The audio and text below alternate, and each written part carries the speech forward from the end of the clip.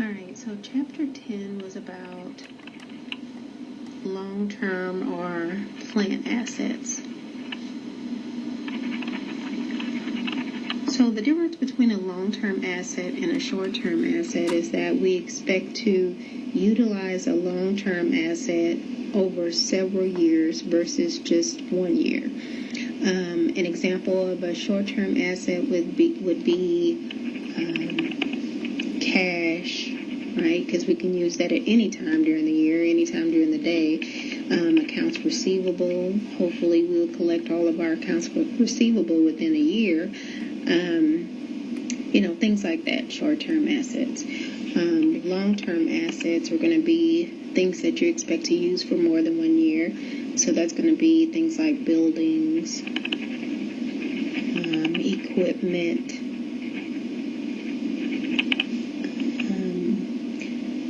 land. All right, so things you expect to use for more than 1 year. Okay, so the first thing that I always do and that you guys want to always do is write out your accounting equation. Again, that's assets equals liabilities plus equity.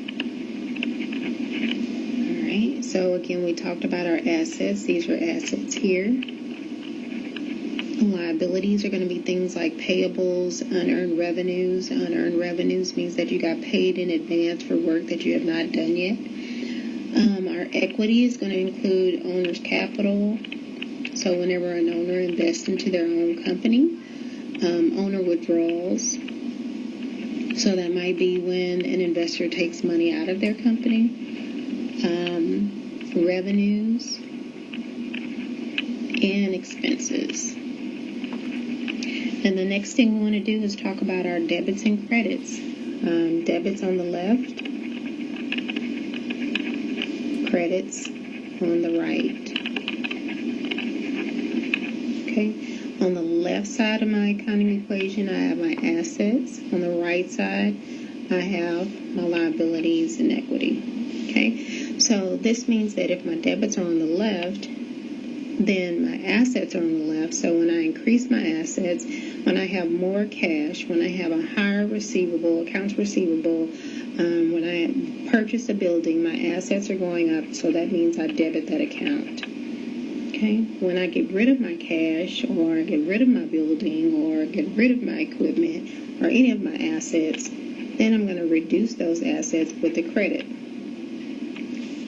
All right, liabilities and equity are on the right side of my accounting equation, so those are going to be increased with the credit. Okay, so increase liabilities with the credit, decrease it with the debit. So say I go to Office Depot and I spend some money there. I purchase some supplies and I'm going to pay later. That's called an accounts payable. So my liabilities are going up. I'm going to credit that accounts payable account. Whenever I pay off that accounts payable, I'm going to debit that account because I no longer have that liability on my books, right? Let's go to equity now. Equity, again, that's on the right side of the equation. I increase equity with the credit. So if I have owner's capital, that means my equity is going up. So I increase with the credit. Owner withdrawals, that means my equity is going down. So I decrease with the debit. Revenues are good. They increase my equity. So that means I'm going to credit for revenues. Expenses, they decrease my equity, so I'm going to debit that account. Okay? All right, so now let's do an example of how we account for buildings. All right, so I purchased a building.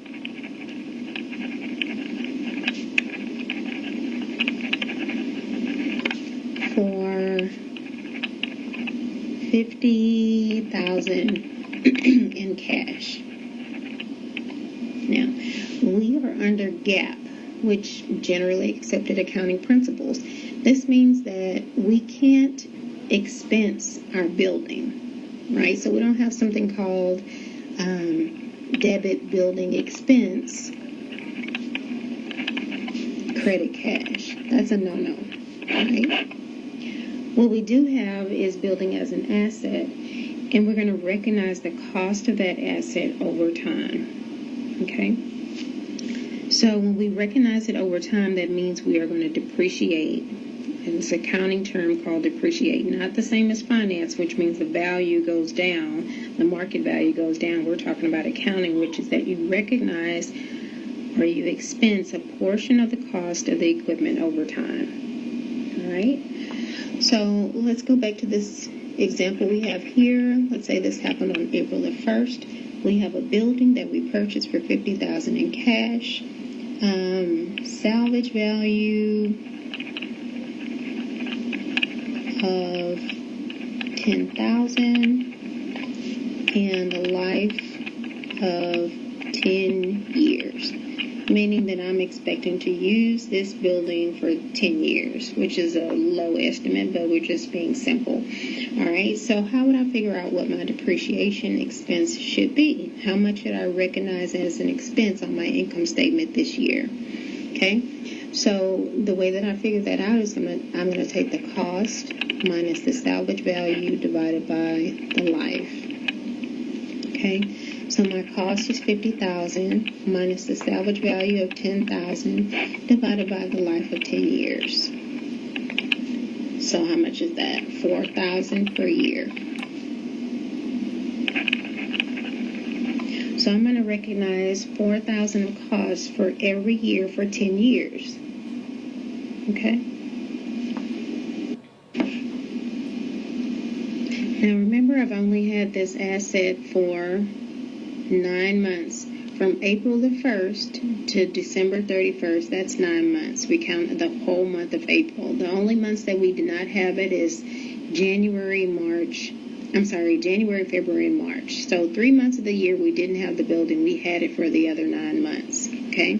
So in order to figure out what my depreciation expense would be for this year, that I've only had it for a portion of the year, I'm going to take my 9 months divided by 12 months in a year. Okay, so my depreciation expense for this year should be $3,000, not $4,000, because I haven't had the building for the full year, only 9 months. Okay, so the way that I would record that is I'm going to debit depreciation expense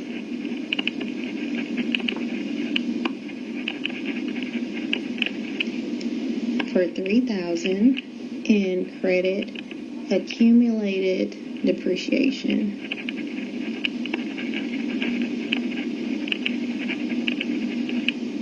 for $3,000. This is what I do at the end of the year to account for the cost of the asset, right? All right. So depreciation expense, of course, that's an expense account. It's going to go on your income statement. Accumulated depreciation, this is a contra asset account that's going to go on your balance sheet.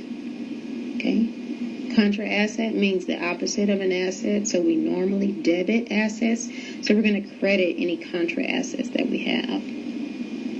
So when I did this example, I skipped the journal entry that we would make for purchasing the building, which we probably know it's going to be debit building and for $50,000 in credit cash for $50,000. That was back on April the 1st when we purchased it. All right, so now we have a building on our books for $50,000. We have this other stuff here that happened too. So if I look at a balance sheet, what I should see is building of $50,000 less accumulated depreciation of $3,000. So that leaves me with a net book value of $47,000 at the end of the year. All right, so let's think about what happens next year. Next year, what do you think I do? So my next year's depreciation, year 2, is going to be for the full year. So for the full year, I already calculated it as $4,000. My depreciation expense is going to be $4,000. So I debit depreciation expense, and then credit accumulated depreciation for $4,000.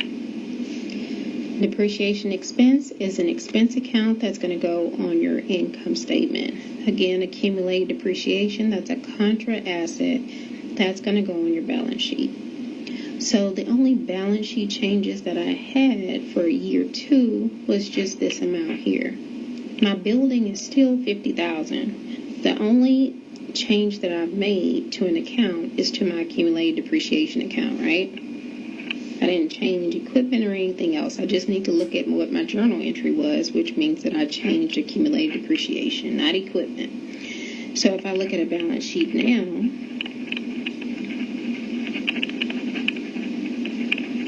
what I should see is, I think I kept saying building, but you know I mean I kept saying equipment, but you guys know that I'm talking about a building here. Sorry. So I should still see a building for $50,000 less accumulated depreciation. Remember, accumulated, everything on our balance sheet is cumulative. So we're going to take what we had last year, add in the change from this year.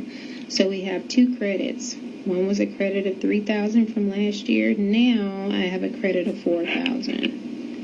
So for you visual folks, let's see, $3,000 from year 1, $4,000 for year 2. So my balance should be $7,000 at the end of year 2.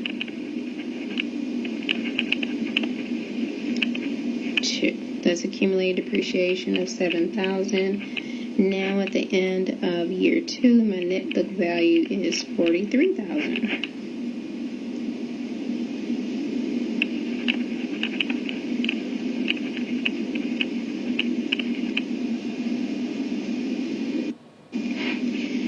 Now we have a building with a net book value of $43,000. So let's say on January the 1st of year 3, right, the very beginning of the year, I decide to sell the building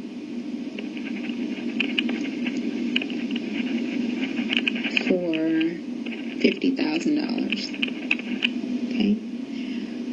Whenever I sell something, I have an exchange of something for something else. Okay. So in this case, I have an exchange of $50,000 in cash for my building that had a net book value of $43,000. Okay. So it's $50,000 minus $43,000 equals a gain of $7,000. All right. So everything that we do in accounting, it doesn't matter. We can do calculations, but nothing matters until we do our journal entries. So let's figure out what a journal entry would be like to record a sale of this building. All right. So the first thing we need to do is take everything off of our books related to this equipment. All of the building account, we need to zero it out. The account accumulated depreciation, we need to zero that out. Okay. So to debit. So in order to zero out anything with a credit balance, we're going to debit that account. So we already know that our accumulated depreciation has a credit balance of $7,000. So in order to zero out that account, we're going to debit that account. We're going to reduce it. We're not debiting it for $7,000. Our equipment account, it has that same $50,000 in there. So in order to reduce that account to zero, we need to credit, building. We need to credit building for $50,000. All right. So those 2 accounts are off, but our debits and credits won't balance. Okay, because we are missing a couple of things. One is we're missing the cash. So cash is an asset. We increase our assets with a debit. So we debit cash for our $50,000. Do we balance now? No. The other number that we're missing is our $7,000 gain. So gains work just like revenues, right? They increase our income. So we're going to credit gain on sale. 57,000. Now we balance. So we have 57 here, 57,000 here, 57,000 here. So we balance. Okay. Same thing works if we have a loss, right? So if we sell the building January 1, year 3, this is option 2.